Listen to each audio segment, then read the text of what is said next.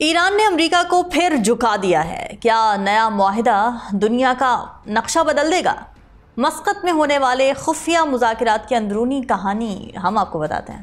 ناظرین، آج کی سب سے بڑی اور دھماکہ خیز خبر یہ ہے کہ ایران اور امریکہ کے درمیان ایک بار پھر براہ راست نہیں بلکہ بالواسطہ طور پر مذاکرات کا سلسلہ شروع ہو چکا ہے، اور وہ بھی کہاں؟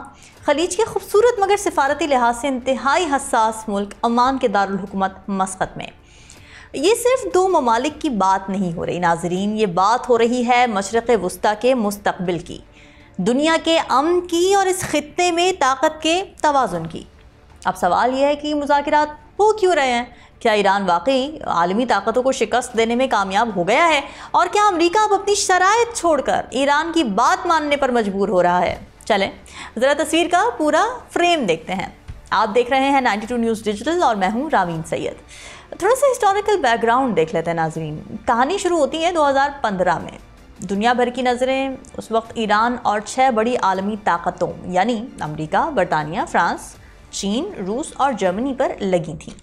سالوں کی سخت مذاکراتی محنت کے بعد آخر کار ایک معاہدہ طے پایا جسے joint comprehensive plan of action یا پھر JCPOA کہا گیا۔ اس معاہدے میں کیا تھا؟ اس معاہدے کے تحت ایران نے یہ وعدہ کیا تھا کہ وہ اپنے نیوکلیئر پروگرام کو محدود کر دے گا، یورینیم کو 3.67% سے زیادہ افزودہ نہیں کرے گا اور اپنے نیوکلیئر پلانٹس کی بین الاقوامی نگرانی کی اجازت دے گا۔ بدلے میں امریکہ اور یورپی ممالک نے ایران پر عائد اقتصادی پابندیاں یعنی سینکشنز اٹھانے کا وعدہ کیا، مگر یہ خوشیاں، یہ سیٹلمنٹ زیادہ دیر قائم رہ نہ سکی۔ 2018 میں امریکہ کے اس وقت کے اور اب حالیہ صدر ڈونلڈ ٹرمپ نے اچانک اس معاہدے سے علیحدگی اختیار کر لی۔ ٹرمپ نے ایران پر یہ الزام لگایا کہ وہ خفیہ طور پر نیوکلیئر ہتھیار بنا رہا ہے، حالانکہ بین الاقوامی ادارے IAEA کی رپورٹس میں ایسا کوئی ثبوت نہیں ملا تھا۔ امریکہ نے ایران پر دوبارہ سخت ترین معاشی پابندیاں لگا دیں جس نے ایرانی معیشت کو بری طرح متاثر کیا۔ یہ پابندیاں کیا تھیں اس پر بھی ایک نظر ڈال لیتے ہیں۔ ایران کی تیل کی صنعت پر سب سے پہلے تو حملہ کیا گیا۔ امریکہ نے ایران کے سب سے بڑے آمدنی کے ذرائع یعنی تیل کی برآمدات کو نشانہ بنایا۔ دنیا بھر کے ممالک اور کمپنیز کو دھمکی دی گئی کہ اگر وہ ایران سے تیل خریدیں گے تو ان پر بھی امریکی پابندیاں لگیں گی۔ اس کا نتیجہ کیا نکلا؟ نتیجہ یہ نکلا کہ ایران کی تیل کی برآمدات لاکھوں بیرل روزانہ سے گھٹ کر چند ہزار بیرل تک آ گئیں۔ اس کے بعد دوسری سینکشن تھی بینکنگ سسٹم پر۔ ایرانی بینکوں کو سوئفٹ سسٹم سے نکال دیا گیا، جس کے نتیجے میں ایران عالمی مالیاتی نظام سے تقریباً کٹ کر رہ گیا، جس سے بیرون ملک لین دین اور سرمایہ کاری شدید متاثر ہوئی۔ اس کے بعد آ جاتے ہیں صنعتی شعبوں پر پابندیوں کے بارے میں۔ تو امریکہ نے ایران کی آٹو انڈسٹری، اسٹیل، ایلومینیم اور کوئلے جیسے شعبوں پر بھی مکمل سینکشنز لگا دیں تاکہ ایران کی معیشت کو ہر سطح پر دباؤ میں لایا جا سکے۔ افراد اور اداروں پر مخصوص پابندیاں بھی لگائی گئیں، یعنی درجنوں ایرانی کمپنیز، شخصیات، بینکس اور ایئر لائنز کو بلیک لسٹ کر دیا گیا۔ یہاں تک کہ ایران کی سرکاری ایئر لائن ایران ایئر کو بھی عالمی سطح پر نشانہ بنایا گیا، مشکلات بڑھا دی گئیں۔ اب آ جاتے ہیں دوسرے ممالک پر ثانوی پابندیاں، یعنی کچھ سیکنڈری سینکشنز بھی لگائی گئی تھیں۔ امریکہ نے دوسرے ممالک کو دھمکایا تھا کہ اگر وہ ایران کے ساتھ تجارت جاری رکھیں گے تو ان پر بھی امریکی اقتصادی پابندیاں لگا دی جائیں گی۔ یورپی کمپنیز، ایشیائی سرمایہ کار، حتیٰ کہ دوست ممالک بھی ایران سے پیچھے ہٹنے پر مجبور ہو گئے۔ اب سوال یہ کہ ان پابندیوں کی ایران پر اثرات کیا آئے تھے؟ تو ایرانی معیشت میں تاریخی کساد بازاری دیکھی گئی، مہنگائی میں غیر معمولی اضافہ ہو گیا، کرنسی جو ان کی ریال ہے اس کی قدر میں شدید کمی آئی، بے روزگاری کی شرح میں تیزی سے اضافہ ہوا اور ہم نے دیکھا کہ عوامی سطح پر زندگی کچھ مشکل ہو گئی۔ لیکن ناظرین، اس سب کے باوجود ایران نہ جھکا اور نہ ہی بکا۔ ایران نے اپنی معیشت کو اندرونی پیداوار، مقامی صنعتوں کی ترقی اور مشرقی ممالک جیسے کہ چین اور روس سے نئے اتحاد بنا کر سنبھالا دیا۔ یہی ایران کی اصل کامیابی تھی جس نے آج امریکہ کو ایک بار پھر مذاکرات کی میز پر آنے پر مجبور کر دیا ہے۔ ایران نے یہ واضح کر دیا کہ وہ اپنے حقوق پر سمجھوتا نہیں کرے گا، اور اگر امریکہ معاہدے کے خلاف ورزی کرے گا تو ایران بھی اپنے وعدے توڑنے میں حق بجانب ہوگا۔ ایران نے مرحلہ وار اپنے جوہری پروگرام کو دوبارہ وسعت دی، زیادہ مقدار میں یورینیم افزودہ کیا، جدید سینٹریفیوجز لگائے اور دنیا کو یہ بتا دیا کہ دباؤ اور دھونس سے کام نہیں چلے گا۔ اب آ جاتے ہیں موجودہ صورتحال پر، یعنی 2025 میں کیا ہو رہا ہے۔ 2025 میں آ کر ویورز حالات بدل چکے ہیں۔ امریکہ کو ہی سمجھ آ گیا ہے کہ ایران کو دباؤ کے ذریعے جھکانا ممکن نہیں ہے. نہ معاشی پابندیاں کام آئیں، نہ ہی فوجی دھمکیاں کام آئیں. اب امریکہ نے پھر خفیہ طور پر ایران سے بات چیت کا راستہ اختیار کیا اور یہ مذاکرات ہو رہے ہیں عمان کی ثالثی میں، جو مشرق وسطیٰ میں ہمیشہ ایک اہم ثالثی کے طور پر جانا جاتا ہے. ذرائع کی جانب سے خبریں یہ آئیں کہ عمانی حکام نے دونوں فریقین کے درمیان خفیہ پیغامات کا تبادلہ کرایا. ایران اور امریکہ نے ماہرین کی سطح پر مذاکرات کے آغاز پر اتفاق کیا اور ماہرین کا مقصد کیا تھا کہ ممکنہ معاہدے کے لیے فریم ورک تیار کیا جائے. اس پر ایران کا موقف جان لیتے ہیں. یعنی ان مذاکرات میں ایران نے یہ موقف دیا کہ اپنے جوہری پروگرام کو پرامن قرار دیا گیا ان کی جانب سے، یا پھر محدود پابندیوں کے بدلے جوہری سرگرمیوں میں کچھ حد تک کمی پر آمادگی ظاہر کی.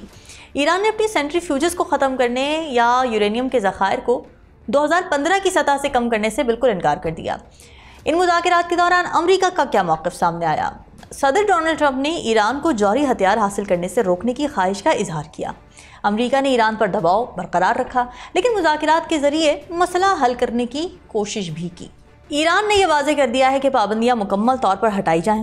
ایران کے دفاعی پروگرامز پر کوئی قدغن نہیں لگائی جائے گی، کوئی غیر ضروری شرائط قبول نہیں کی جائیں گی.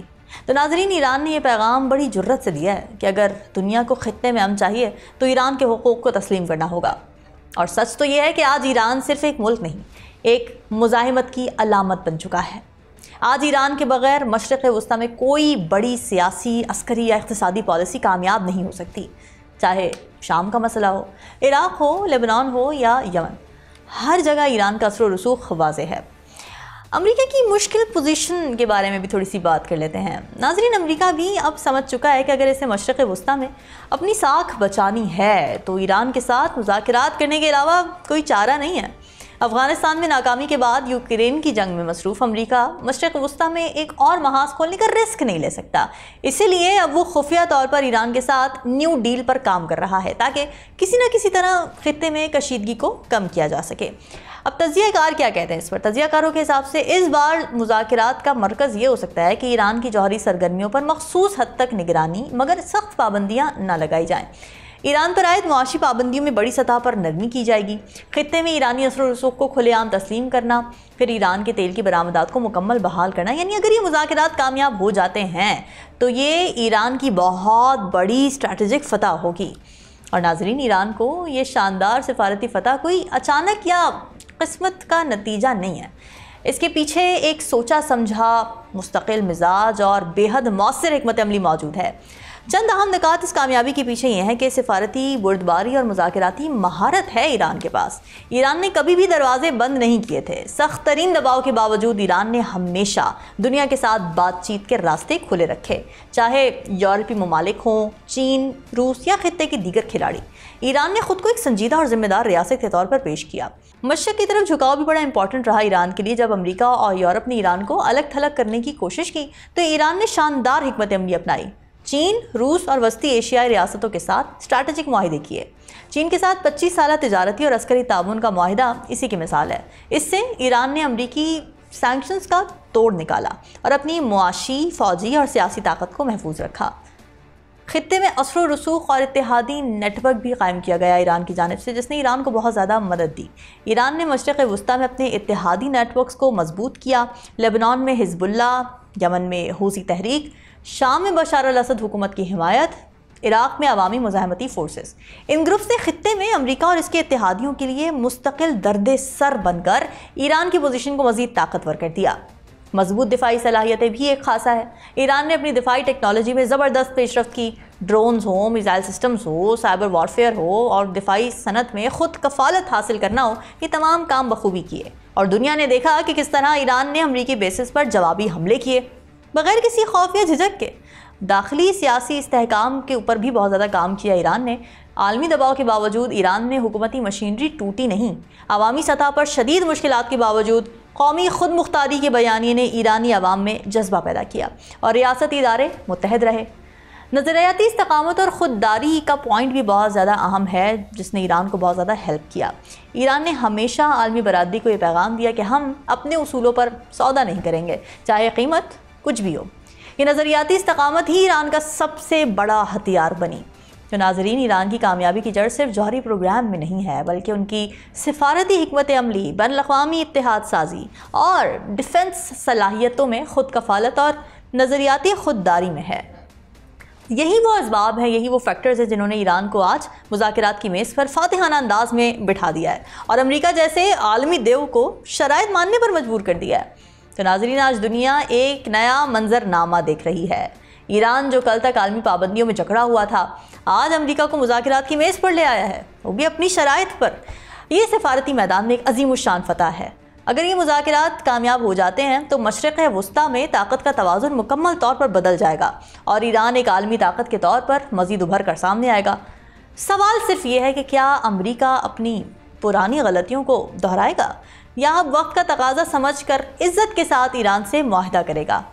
چاہے کچھ بھی ہو، ایران نے دنیا کو بتا دیا ہے کہ ہم نہ دبنے والے ہیں نہ بکنے والے۔ آج کے ولاگ سے اتنا ہی، مجھے دیجیے اجازت، اللہ حافظ۔